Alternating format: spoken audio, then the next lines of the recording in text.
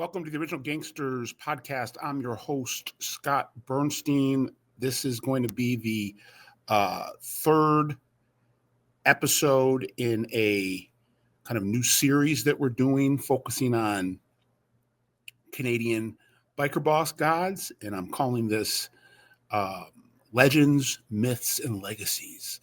We started with Walter Nurgat Stadnik, the Canadian biker godfather, Hells Angels president of the country, and right now, him and Marty Robert from Montreal. Nurgat is in Hamilton. They are running the entire 81 nation globally. The power and the Hells Angels in the 2020s is going through Canada, no longer through the United States as it had been for the previous, 50,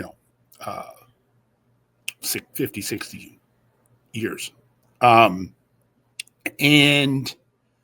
then we went and did an episode on Scott Steiner, who came from the United States and landed in Canada as a teenager and almost took over the entire country's Hells Angel empire when he challenged Nurgat Stadnik in the 90s for power. And now we're going to dive into the life, legacy, and mythology of David the Wolf Carroll. And to me, when studying the history of one percenters, when you drill down into the Hells Angels history in Canada, this is the most intriguing figure, most fascinating story, because we still don't know how it's going to end. David Carroll, the Wolf, has been on the run for a quarter century. He's been in the wind, running from the crown since 2021.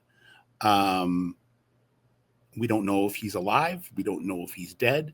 We don't know if he's right under everybody's noses, in North America, in Canada, or the US, or is he in Europe or the Middle East or Australia? He is kind of the center of the definitive Hells Angels mystery of the past quarter century.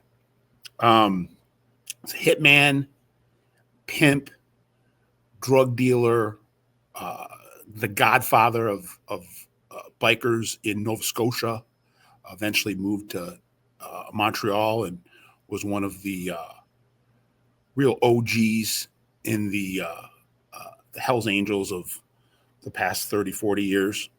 And he's kind of like a real life version of I think I compared him in the last episode to like a superhero villain, but he's more like a character from a Quentin Tarantino movie or an Elmore Leonard novel.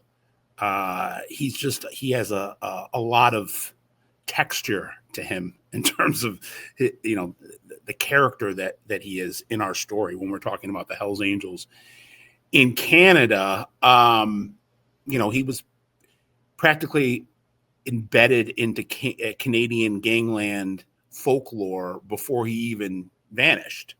And that just kind of takes everything to the next level in terms of, intrigue. So want to get into his history and, what role he played in multiple, watershed moments in Hells Angels Canadian history, 80s, 90s, and then when he went on the run from Operation Springtime, which brought down Nurgat Stadnik and a lot of other bikers.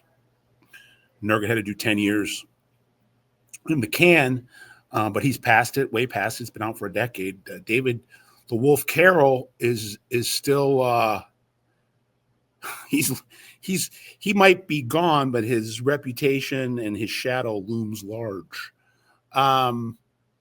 Just this, this urban legend status that is afforded to him in kind of a different way than with Marty Robert or Nurgat Stadnik or Mom Boucher. They're all urban legends, but the Wolf is kind of his own. They broke the mold when they made the Wolf. So let's get into it.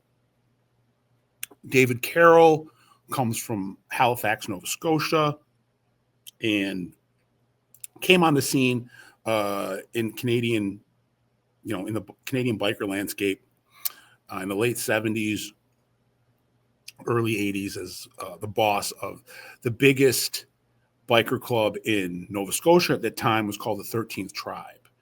And he was the undisputed leader of the 13th Tribe. And they had a support arrangement with the Popeyes, who, were one of the major biker club empires of the 60s and 70s. They were at war with Satan's Choice. And then eventually they patched over to the Hells Angels in December of 77. And from there, the 13th Tribe went from a support alliance with the Popeyes to a support alliance with the Hells Angels, with the ultimate goal being to patch over and become the Hells Angels of Nova Scotia. So the Wolf was quick to ingratiate himself with the biker bosses of the day, even before Nergit Stadnik. I mean, he's very close to Nergit, or was very close to Nergit when he was on the scene in the 80s and 90s. But he was also very close to Montboucher. He was very close to the original Hells Angels boss in Canada, Yves Buteau, and would work security, bodyguard work, security at gambling events, at different kind of state cabinet meetings, if you will, when there were meetings between different clubs, then they needed security. Wolf Carroll was a guy that Yves Buteau, and then Montboucher and Nergit Stadnik and Sky Langlois, they would all kind of lean on him and his guys at the 13th Tribe to run, major security operations. When Nergit was in the hospital in that infamous motorcycle accident that he got into that scarred his face, and I analogized it in his episode of the Legends, Myths, and Legacy as kind of like when Jack Napier in the Batman movie went into that vat of acid and he came out the Joker. That's kind of what, in a real life loose way, that's kind of what happened with Nergit. That after that accident, he rose to meteoric heights and kind of used the mystique around that injury to his advantage. But when he was in the hospital, he had some, in the middle of fighting wars on multiple fronts. Buteau had just been assassinated by the Outlaws. At the end of that Outlaws Hell's Angel war for control of Montreal. So this was wartime, and Nergit was in an intensive care unit, and they didn't know if he was safe there. So Sky Langlois, who had taken over for Yves Buteau, calls on Wolf Carroll and sends basically Wolf's whole crew from Halifax to, I believe it was a hospital in Hamilton, or near somewhere in Ontario, I believe. And Wolf Carroll was watching Nergit Stadnik's back, literally, in the hospital, Nergit's entire recovery. Wolf Carroll was there every day. And they, from reading some of the reports from that time period, they were causing quite a ruckus in the hospital, and that the police and the RCMP had to get it under control because there was more action going on in the waiting room of the hospital than there was on the street sometimes, in terms of meetings and just bikers acting like bikers.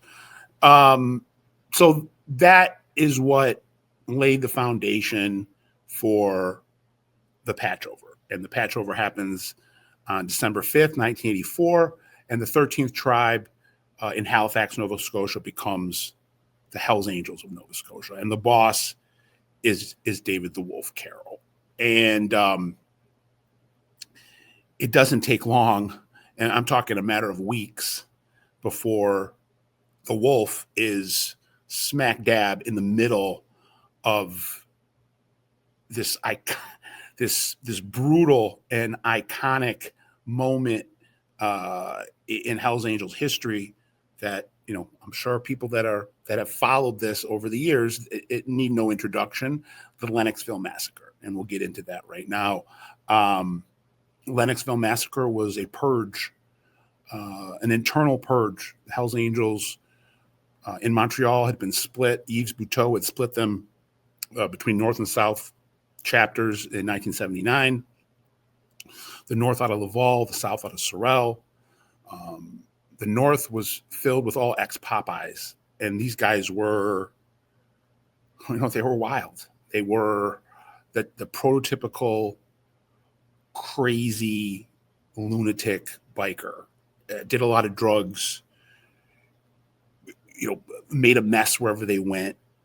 And then the South, led by a guy named Zigzag Lazard, were more professional, more disciplined.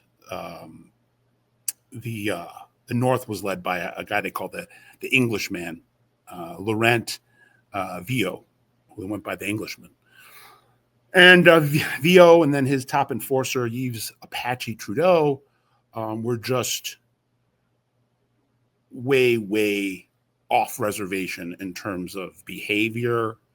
And it was a slow burn between 79 and early 85, so about 6 years, when the North Siders in Montreal were alienating everyone, ripping people off that they shouldn't have been, even people within the Hells Angels, and we're going to get to how David Carroll plays into that, doing more drugs than they were selling, killing people without green lights. So the final straw in what became this massacre played out in the Hells Angels Sherbrooke chapter, where 5 North Side Hells Angels, North Shore Montreal Hells Angels, are executed in front of the almost the entire club. It all starts with Apache Trudeau scamming Wolf Carroll out of $75,000. And this is in the early weeks of 1985. And after the murder of an Irish mob boss named Dooney Ryan in spring of 84, there is a series of murder contracts that go out from the Irish mob, the West Enders, and they contract the murders of the people that had killed Dooney Ryan to the Hells Angels. It was 4 or 5 hits. The North Shore chapter does the majority of the work, and there was a price put on each contract. They go to collect, and they were kind of chopping up what Hells Angels chapter owed what to the West End. It wasn't like a contract to one group. It was a contract taken out by the entire Canadian. I should say it was a contract taken out by the West End, and it wasn't given to one specific chapter of the Hells Angels. It was kind of like the Hells Angels of Montreal, Quebec. This is, we're giving you this contract, and then it's up for you to decide which chapters will carry out which contracts. So it was decided in late 84 that each chapter, it was like $100,000 altogether for, I think, 4 hits. And each chapter was going to pay a certain amount, or I should say was going to get paid a certain amount. But at the same time, there were drug debts that were owed by the Hells Angels to the West End gang. So it was like money coming in and then going back out. Wolf Carroll had just come into the Hells Angels rank and file. I think Apache Trudeau was taking advantage of the fact that David Carroll didn't know a lot of the inside baseball of some of these contracts and transactions. So Apache Trudeau goes to Wolf Carroll and says, I think the gist of the pitch was, you guys, meaning Halifax, owe me $100,000 based on money that Halifax had owed. The Halifax Hells Angels, or previously the 13th Tribe, had owed the West End gang for drug trafficking. In reality, Halifax chapter only owed $25,000, and David Carroll was ripped off for $75K by Apache Trudeau. And Apache Trudeau used that money to go on like a month-long bender of drugs and alcohol that actually ended with him being in rehab, which allowed him to dodge the retribution or the accountability in the Lennoxville Massacre. But after getting ripped off for the $75K, Wolf Carroll wanted blood. You already had the leaders of the Hells Angels at that time, Sky Langlois, who was the president, had replaced Yves Buteau, and there came a consensus that the North Shore chapter, the Laval chapter, needed to be "quote unquote" liquidated, meaning they were all going to get their patches pulled. If you were lucky to be spared and not killed, you either had to leave the club altogether or join up with Sorrel on the South Shore.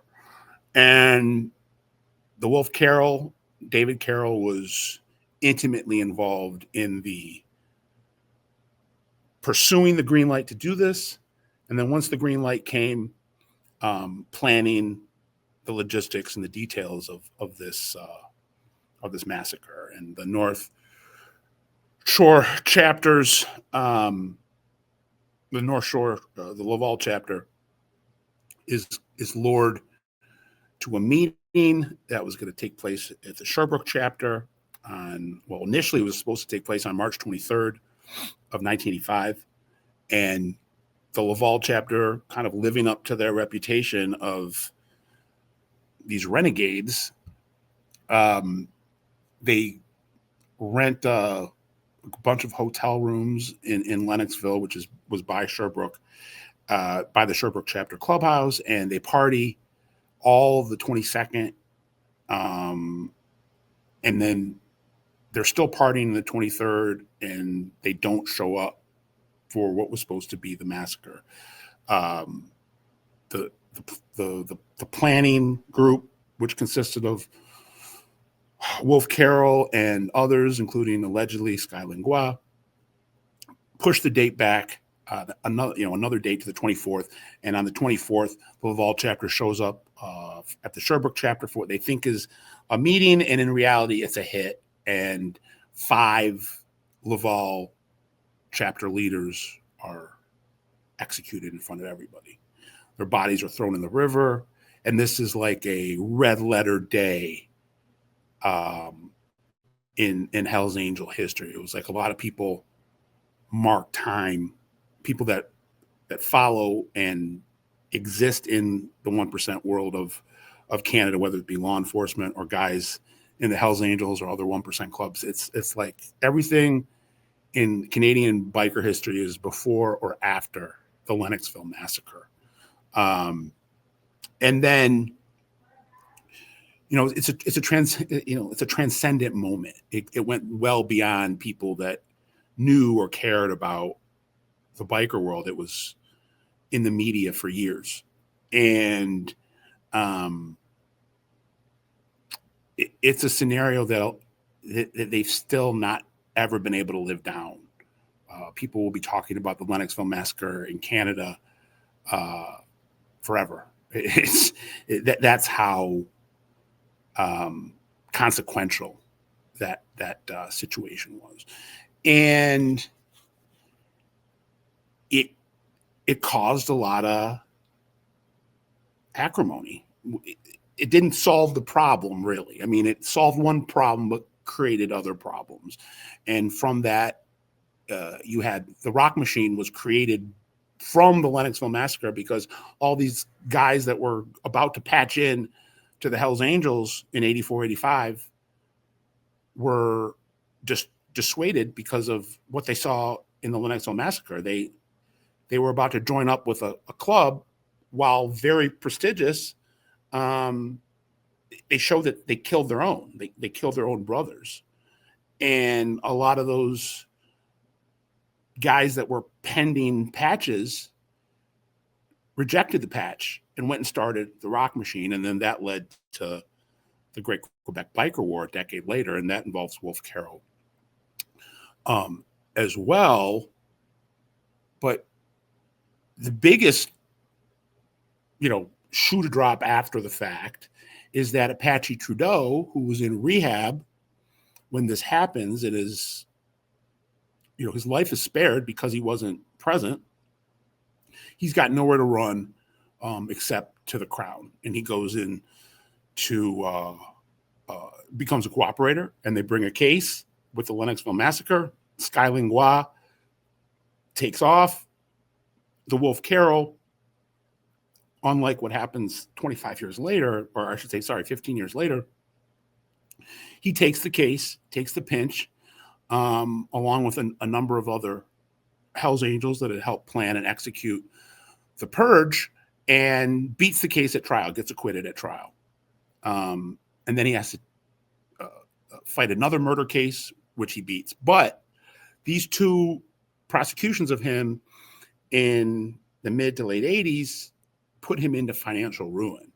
And again, this also is something that dominoes, or a snowball effect, with Wolf Carroll. Some of the precarious financial scenarios he found himself in led him to do things which had, ripple effects that not just affected him, but it affected the entire 81 brand in Canada.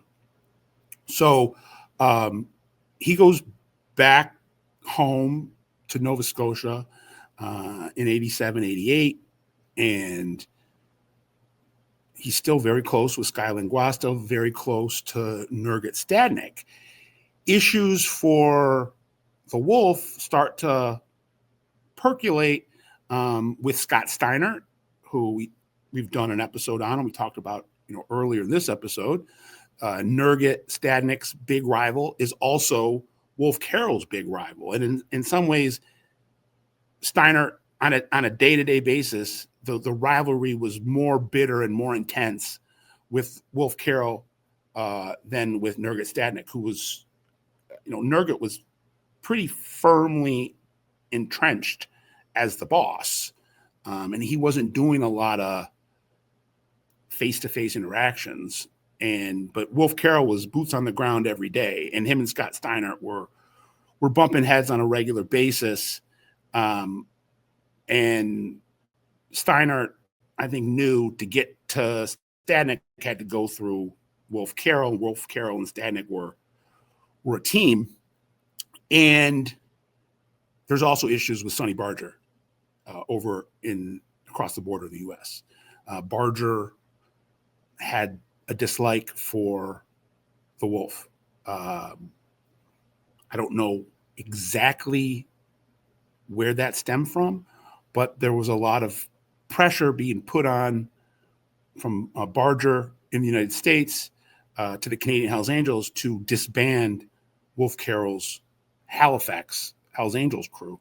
And in fact, the British Columbia faction of the Hells Angels had to step in and mediate some type of peace agreement between Halifax and the U.S. in Barger, and they're able to keep their chapter. But it's a situation that was looming over Wolf Carroll in the last years that he was on the scene, and around the same time, he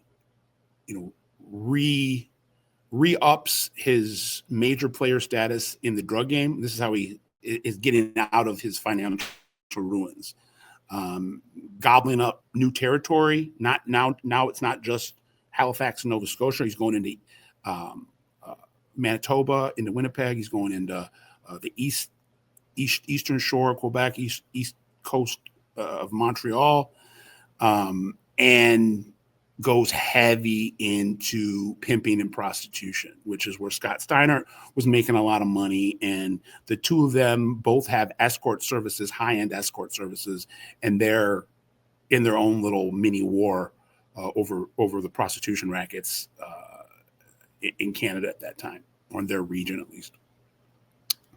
But in terms of Halifax in Nova Scotia, I read a report from the province from back in the 90s, and they said that, between 95 and 2000, like 50% of all prostitution going on in Nova Scotia was going through the Wolf and the Halifax Hells Angels.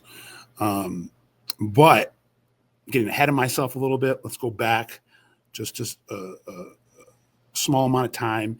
And as he's getting his financial affairs in order and doing his expansion, the Wolf, moves his full-time residence from Halifax to Montreal, into the mountainous regions of Montreal, into a city called Moraine Heights, and has like another power base. So he's got his guys in Nova Scotia and Halifax. He's got his guys in the Montreal area, in Quebec, and he's got a drug and prostitution pipeline going between the two areas. At this time, he also goes into a business relationship with the Rizzutos, the Italian Mafia, the Sicilian Mafia in Montreal, and they start doing land deals together, purchasing real estate, and also buying up bars and nightclubs, running some extortion rackets together. So he gets the Rizzutos as his allies at this time too, which helps because Scott Steiner is anti-Rizzuto. He's aligned with the Catronis. The Rizzutos hate Scott Steiner. So, your enemy's enemy is always going to be your friend. And in between this time where he goes back to Halifax after fighting and beating the Lennoxville case and another murder case, and then he goes back to Halifax and then returns back to Montreal, he takes over the port in Nova Scotia. And the Hells Angels in Halifax are, by the mid-90s, they had full control of the port of Halifax. Huge racket. So again, it ups his value in Hells Angels circles and keeps, for lack of a better term, keeps the wolves at bay. The Wolf is keeping the wolves at bay. Sonny Barger, no matter how much he doesn't like the Wolf, if the Wolf is making the Hells Angels as much money as he started to make them, it's the, we've said before, it's the ultimate equalizer. The one thing that works against the Wolf is his attempt with Nurgat Stadnik tasking him with going into Toronto. And it's his attempt to take over Toronto for the Hells Angels. And we went into Nurgat's quest for the Golden Horseshoe that lasted from the mid-'80s all the way to the big patch over in 2000. But in the early 90s to mid-'90s, it looked like Toronto was going to be conquered by the Wolf. But according to informants and intelligence that was being gathered at that time, Wolf was also battling a substance abuse issue, and every time he would travel from either Montreal or from Halifax to Toronto he had some puppet clubs there, the Demon Keepers, and every time he would go to Ontario to try to motivate his troops to grab control of that territory, he'd be either too drunk or too high to operate at 100%. So that is that failure is leveraged by his enemies. But this is around the time that the Great Quebec Biker War breaks out, and in addition to money being the ultimate equalizer in that world, if you're somebody who can drop bodies and you're eager and you're talented at covering your tracks, that also is a great way to increase your standing in these kind of circles. And when the Rock Machine starts to encroach on Hell's Angels territory in the summer of '94, Wolf Carroll is right next to Mom Boucher when Mom Boucher is calling that famous meeting in the south of Montreal, in the south suburb. I believe there was a murder of a Hell's Angel affiliate like July 13th. And then by July 15th, 48 hours later, all the Hell's Angels chapter bosses from around Canada are called to this meeting by Mom Boucher to vote whether or not they're going to go to war with the Rock Machine. And the first guy to stand up at that meeting, and second, the motion to go to war, the vote to go to war, Mom Boucher's and Nurgit Stadnik's decision, and Skylingua, Wolf Carroll is emphatic that this is the right thing to do. And now his rivalry with Steiner comes in the context of the war, where they're both jockeying for contracts. They're the ones that want to do all the wet work, and they're both, skilled hitmen, and they get their wish, and they're kind of going body for body. Another thing the Wolf is doing is mastering an intelligence gathering operation to give the Hells Angels a leg up in this war. And they already had a massive advantage in terms of numbers, in terms of sophistication. But Wolf Carroll has all of his minions out there doing like investigative surveillance, taking pictures of people that they wanted to kill, getting their routines, getting their addresses, their driver's licenses, or their license plates. So they would know, where these people would be, what they look like, and so forth. Then there is kind of a series of events that prove the final straw for Scott Steiner. And it's not just Wolf Carroll that wants Steiner out of the way. Steiner just alienated so many people in Hell's Angels Nation. It didn't matter that he was a major moneymaker, just the fact that he wanted to challenge Nurgit. And then even when he decided that he wasn't going to be able to, execute an insurrection and get Nurgit out of the way, he was ruffling a lot of feathers. And he had a bodyguard named Bam Bam Magnuson. And there's a series of things that happened between 96 and early 97 that plant the seeds for the demise, the pretty gruesome demise of Scott Steiner and Bam Bam Magnuson. It starts in the spring of 96, and Nurgit and his entire legacy is highlighted by the desire to spread the brand. The Hells Angels were founded in Canada. They were founded in Montreal, but with Nurgit, first with Yves Bateau, who takes it over to British Columbia, but then Nurgit takes it everywhere else.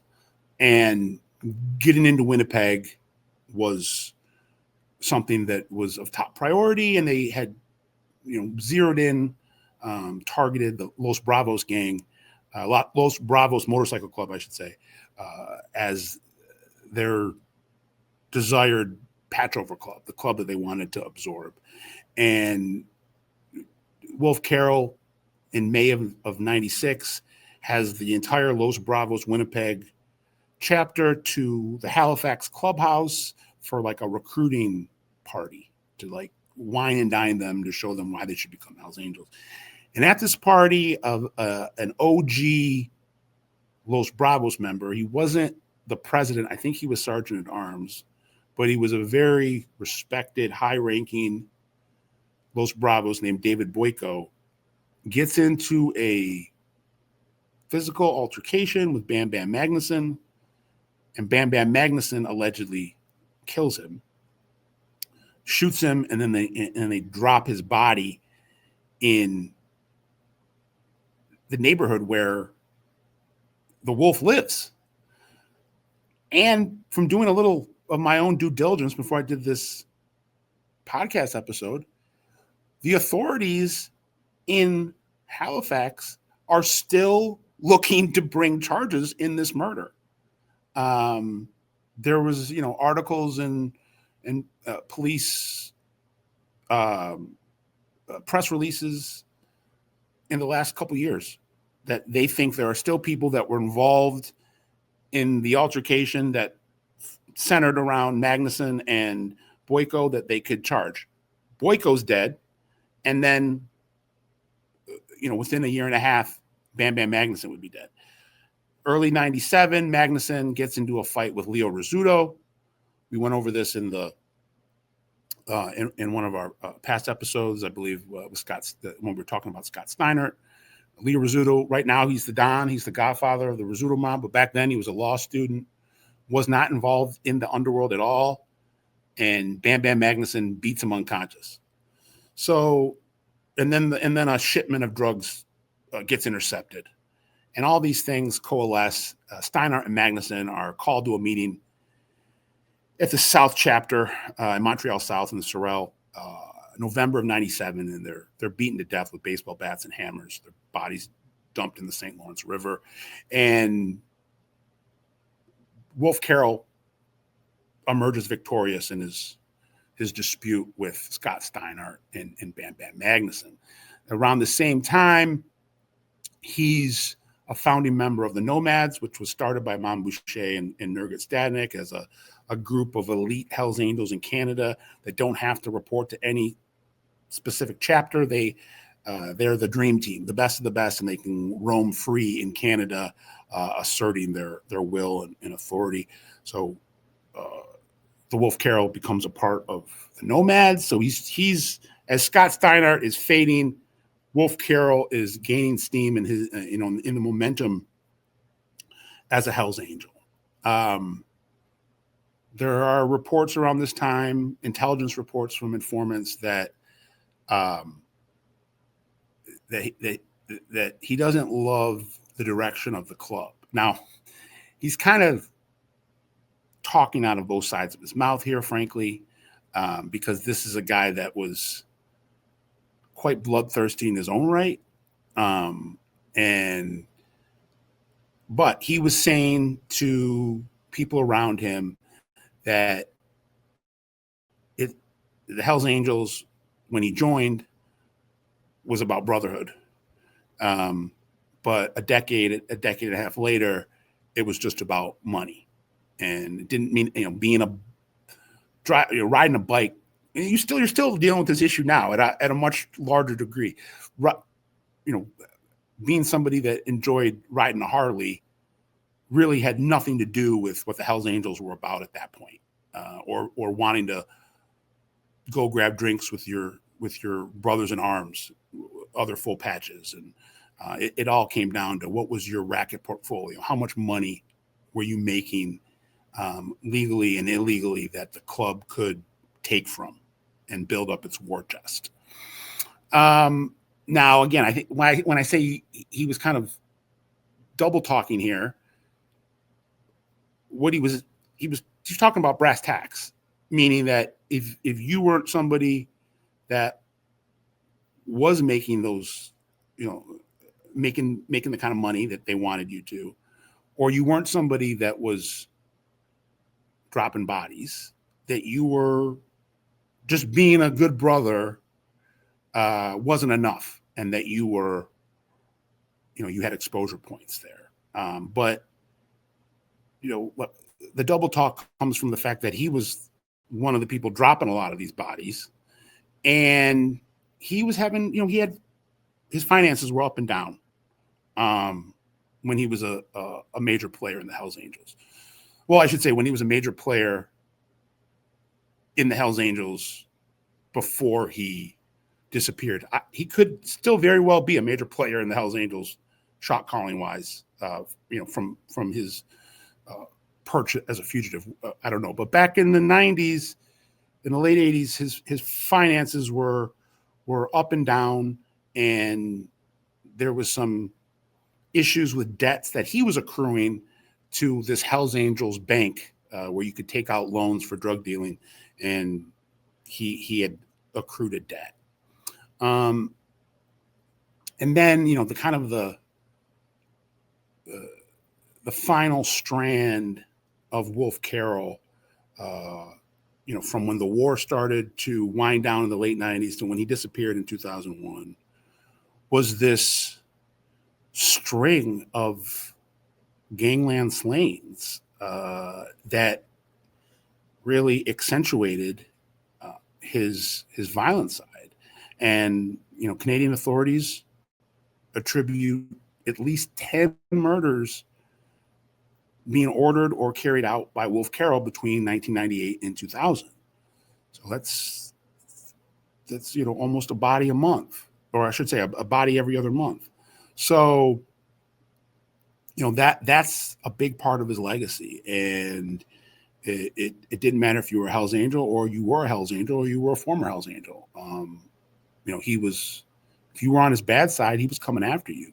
So it starts in winter of 97, guy named Bob McFarlane, loud, brash, obnoxious Hells Angel affiliate in Halifax. He's a businessman. He has like a communications empire. He had security companies, and just pisses a lot of people off. And he had a business deal go wrong with the Wolf, and he's killed in February of 97. Then there's a beef with two different sets of brothers, the Mercereau brothers and the Marriott brothers. Randy Mercereau was at one point a very close friend of the Wolf.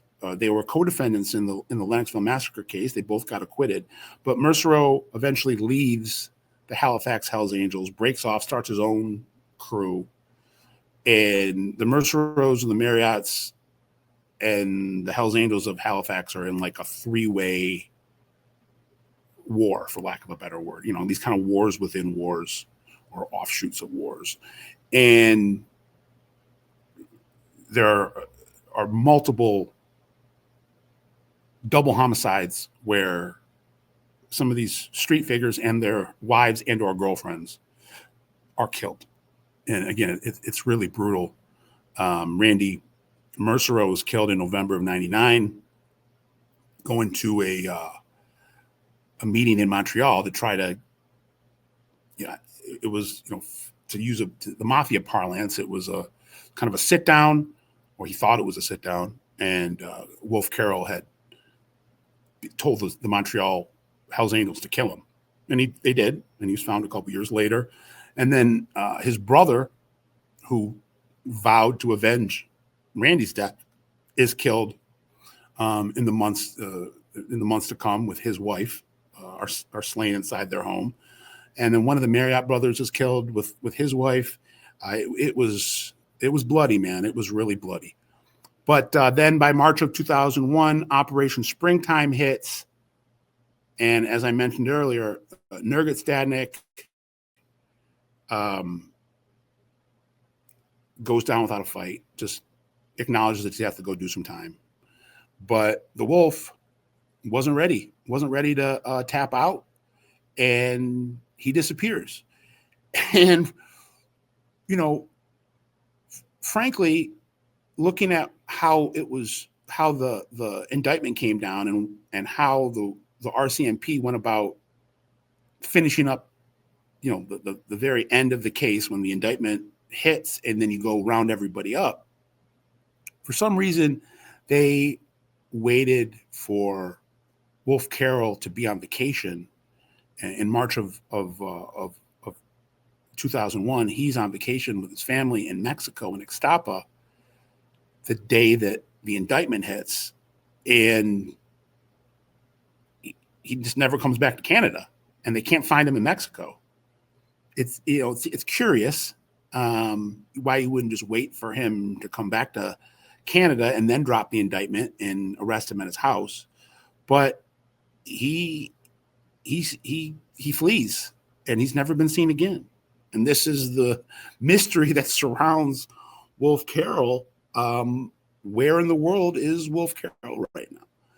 There have been a ton of sightings over the years: Brazil, the West Indies, Africa, Dubai, Florida, New York, California in the United States, Mexico, Europe, even back in Canada. The last known sighting was in Australia in 2012. Another thing that's curious here is that the Crown does not have him on Canada's 10 Most Wanted, and they never have. These are all questions that I have that I can't answer. But the wolf is out there somewhere if he hasn't passed away. I've heard a couple people tell me that Nurgit and Sky Langlois and Marty Robert have been in contact with him. I haven't been able to confirm that, but that he's not.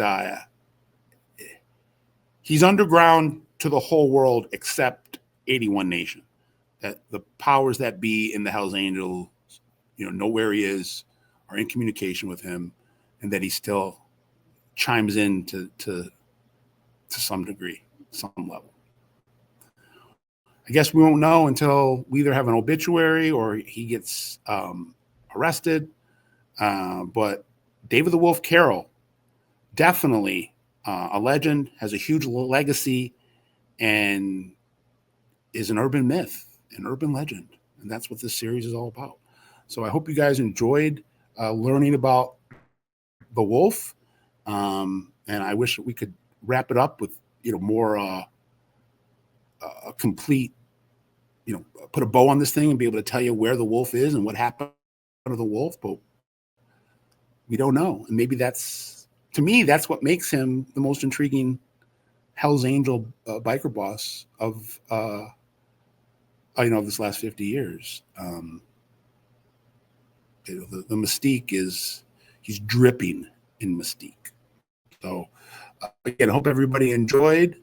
Please like, share, and subscribe. Original Gangsters Podcast, uncovering the underworld, one city, one region, one country, one continent at a time.